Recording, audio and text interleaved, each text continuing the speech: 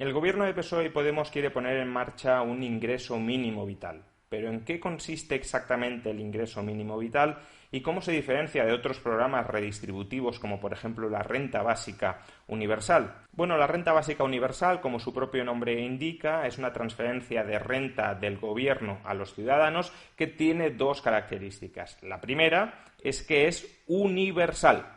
Todo el mundo cobra la renta básica, absolutamente todos los ciudadanos. De hecho, algunos autores lo plantean como un derecho de ciudadanía, como un derecho de existencia. Solo por el hecho de existir ya tienes el derecho frente al gobierno, que en realidad es frente a todo el resto de personas, frente a todo el resto de conciudadanos, frente a los contribuyentes, de que te paguen una renta, insisto, por existir. Segunda característica, es incondicional. Ese derecho a recibir ingresos lo tienes con independencia de cuáles sean todas tus otras condiciones. Lo tienes aunque, por ejemplo, no quieras trabajar, no quieras generar riqueza, no quieras cooperar activamente con el resto de las personas. Todo el mundo cobra la renta básica y sin ningún tipo de condicionalidad. La forma más sencilla de entender esto es con un ejemplo que nos puso uno de sus principales defensores, el filósofo belga Philippe Van Parijs. Este filósofo dijo que la renta básica universal debía cobrarla todo el mundo y sin condiciones, incluso los surfistas que están en la playa de Malibú surfeando todo el día y que no prestan ningún tipo de valor a la sociedad. Incluso estas personas que se niegan a trabajar para producir bienes y servicios que demanden el resto de conciudadanos tendrían derecho a cobrar a costa del resto de conciudadanos que sí están trabajando en cooperar socialmente con otros, en generar riqueza para los demás, tendrían derecho a cobrar la renta básica a costa de los demás. Por tanto, renta básica universal la cobran ricos, la cobran pobres, la cobran personas que quieran trabajar, personas que no quieran trabajar, personas que quieran cooperar con los demás, personas que no quieran cooperar con los demás. Absolutamente todos. Precisamente por esto se trata de un programa extraordinariamente caro. Algunas estimaciones para España hablan de que el coste se ubicaría en torno al 18% del PIB y también se trata de un sistema redistributivo profundamente injusto y descoordinador. ¿Por qué es injusto? Porque otorgar un derecho incondicional a una persona frente a las demás supone imponer en los demás una obligación incondicional frente a esa persona. Es decir, la renta básica universal, desde el punto de vista del receptor, evidentemente todo es maravilloso, desde el punto de vista del pagador equivale a convertirlo en un siervo incondicional del receptor. Esto es la renta básica universal. ¿Pero qué es el ingreso mínimo vital o la renta mínima de inserción? Bueno, si hemos dicho que la renta básica era una transferencia del gobierno a los ciudadanos que se caracterizaba por dos rasgos, primero la universalidad y segunda la incondicionalidad, el ingreso mínimo vital se caracteriza por todo lo opuesto. No es universal, no es un programa que vaya dirigido a toda la población, sino solo a colectivos específicos de personas, por ejemplo, aquellos que están en una situación de precariedad económica extrema, y segundo, no es incondicional, tiene una condicionalidad muy estricta. Se les transfiere renta a estos colectivos en situación económica precaria a cambio de que intenten buscar empleo, a cambio de que se esfuercen por adquirir nuevos conocimientos que mejoren su empleabilidad, a cambio de que corrijan o rectifiquen ciertos comportamientos incívicos que les dificultan cooperar con los demás, etc. Por tanto, es una transferencia mucho más acotada, mucho más restringida y que en consecuencia, ni tiene un coste absolutamente desproporcionado para las arcas públicas. La estimación en España es que podría costar, en tiempos normales, fuera de la actual crisis sanitaria, alrededor del 0,2% del PIB. Recordemos, renta básica 18% del PIB, ingreso mínimo vital 0,2% del PIB y además no es tan profundamente injusta y desde luego no es tan descoordinadora como la renta básica universal. ¿Por qué?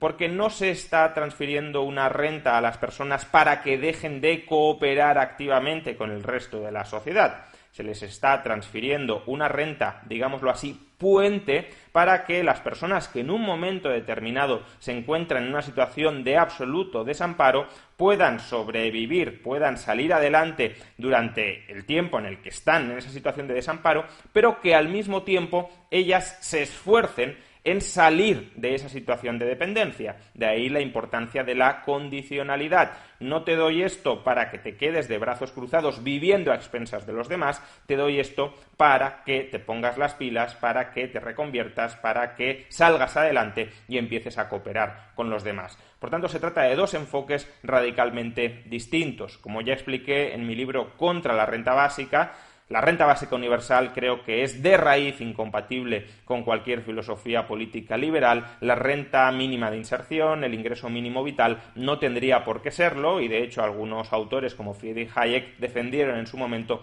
el ingreso mínimo vital para aquellas personas que quedaban excluidas de la sociedad, eso sí, con el propósito de que pudieran regresar a la sociedad entendida como un gran marco de cooperación social y económica. Ahora bien, una cosa es la teoría abstracta y general y otra muy distinta su puesta en práctica real. Y en este sentido hay diversas cautelas que hay que tener muy presentes mientras el gobierno de España, el gobierno de PSOE y de Podemos, está diseñando y tramitando su ingreso mínimo vital.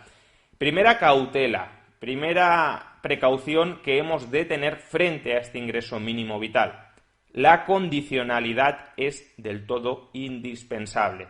Si el ingreso mínimo vital tiene una condicionalidad muy relajada, muy laxa, casi inexistente, es decir, si prácticamente la cobra todo el mundo que está por debajo de determinados umbrales de renta, entonces el ingreso mínimo vital, por la vía de los hechos, termina asimilándose con la renta básica universal. Formalmente tiene condicionalidad, en la práctica no la tiene. Y esto sería desastroso para la sociedad porque, como ya hemos dicho, rompería la cooperación social. Estaríamos creando bolsas de pobreza permanentemente subsidiadas que vivirían a costa del resto de la sociedad, en lugar de intentar que ese colectivo de personas que está transitoriamente en una situación de desamparo pueda reincorporarse a la sociedad y pueda volver a cooperar con el resto de personas. Y de hecho, la segunda cautela que hemos de tener presente es justamente esta. Centrar mucho el debate en la importancia de aplicar un ingreso mínimo vital puede desenfocar las prioridades políticas de un gobierno y de los medios de comunicación que reproducen los mensajes que envía ese gobierno. La prioridad para cualquier sociedad no es que haya un grupo de personas subsidiadas a costa del resto de la sociedad. La prioridad de cualquier sociedad no es consolidar la pobreza y subsidiar esa pobreza. La prioridad para cualquier sociedad debería ser ampliar las oportunidades efectivas de todo el mundo para que todo el mundo pueda salir adelante por sus propios pies sin necesidad de extraer renta del resto de ciudadanos. O dicho de otra forma, el objetivo político que debería buscar todo gobierno responsable que se precie no es que el ingreso mínimo vital lo cobre el mayor número de personas posibles de una manera estable, sino que ese ingreso mínimo vital lo necesite el mínimo número de personas posibles. Y por consiguiente, el gobierno debe priorizar todas aquellas políticas de crecimiento inclusivo que permitan que ciudadanos que hoy están en bolsas de pobreza puedan salir de esas bolsas de pobreza y sostenerse, insisto, sobre sus propios pies. Es decir, que puedan ganarse honradamente el pan porque el gobierno no les mete la zancadilla con regulaciones asfixiantes o con impuestos altísimos. Y corremos el riesgo muy cierto de que el gobierno, como ya tiene una salvaguarda en forma de subsidio a la pobreza, no se preocupe por eliminar todas las trabas que ese gobierno está activamente creando y que impide que mucha gente salga adelante por sí misma. Por tanto, aun cuando salga adelante el ingreso mínimo vital, el mensaje, la prioridad, la insistencia debe estar en que el gobierno se cargue todas aquellas regulaciones y todos aquellos impuestos que impiden que la gente prospere por sí misma, que vuelven a la gente dependiente de las pagas que luego les tiene que ofrecer el gobierno.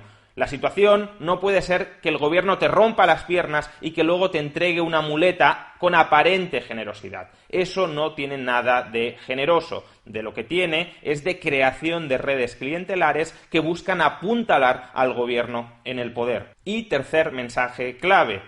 Si el gobierno cree que la renta mínima de inserción, que el ingreso mínimo vital es un programa estatal que debe estar ahí, que debe aplicarse para dar una cierta salida temporal, transitoria, a aquellas personas que, insisto, de manera temporal y transitoria están descolgadas de la sociedad, el gobierno puede aprobar ese programa, pero tendrá que financiarlo de algún modo sostenible. De momento, el PSOE ha dicho que lo van a financiar con deuda. Esto no es una solución en absoluto a largo plazo. Los programas que implican mayor gasto público solo pueden financiarse de dos maneras, o con más impuestos o con recortes de otras partidas de gasto público. Subir los impuestos para financiar el ingreso mínimo vital supone incrementar el grado de parasitismo que ya están soportando hoy los agentes que generan riqueza dentro de nuestras sociedades. Es decir, sería una medida que iría encaminada no a que el país prospere, sino a que el país se empobrezca y a que se vuelva más dependiente del ingreso mínimo vital. Y por consiguiente no es la forma adecuada de financiarlo. La forma adecuada de financiar este programa debería ser con recorte de otras partidas de gasto público que el gobierno juzgue menos prioritarias. Hoy en día, el gasto público del Estado español asciende al 41% del PIB. Hemos dicho que un ingreso mínimo vital bien diseñado, no un ingreso mínimo vital reconvertido en renta básica universal por la presión populista de determinados miembros del gobierno, un ingreso mínimo vital bien diseñado costaría alrededor del 0,2% del PIB. ¿De verdad nos creemos que dentro de un gasto consolidado del conjunto de administraciones públicas que copa el 41% del PIB no existen partidas del 0,2% del PIB que puedan recortarse para dar financiación a este programa que el gobierno considera tan importante como es el ingreso mínimo vital sin subir los impuestos al resto de la ciudadanía, es decir, sin exprimir todavía más a las fuerzas productivas, que son aquellos trabajadores, aquellos empresarios, aquellos ahorradores con cuyo esfuerzo, con cuya creatividad, con cuya austeridad se está sosteniendo esta sociedad y está permitiendo que esta sociedad ofrezca estándares de vida crecientes para el conjunto de la población? ¿De verdad no podemos recortar otras partidas del Estado parasitario en lugar de parasitar todavía más al resto de la ciudadanía para financiar este programa que, según el gobierno, es tan importante? En definitiva, el ingreso mínimo vital no es la peor de las políticas que puede aplicar un gobierno, ni mucho menos, pero para que no sea una mala política necesita cumplir tres condiciones que ya veremos si se terminan cumpliendo. La primera es una estricta condicionalidad para que sus receptores busquen empleo y se reciclen formativamente y se puedan, por tanto, reincorporar productivamente al resto de la sociedad. La segunda es no cambiar el foco de prioridades de las políticas económicas. Las políticas económicas tienen que ir dirigidas a maximizar el crecimiento y no a subsidiar la pobreza, y por tanto sigue siendo del todo indispensable, aunque simplemente un ingreso mínimo vital, que se eliminen las barreras regulatorias al crecimiento y los impuestos elevados. Y tercero, y precisamente por lo anterior, este programa no se tiene que financiar con nuevos impuestos, se tiene que financiar con recortes del gasto.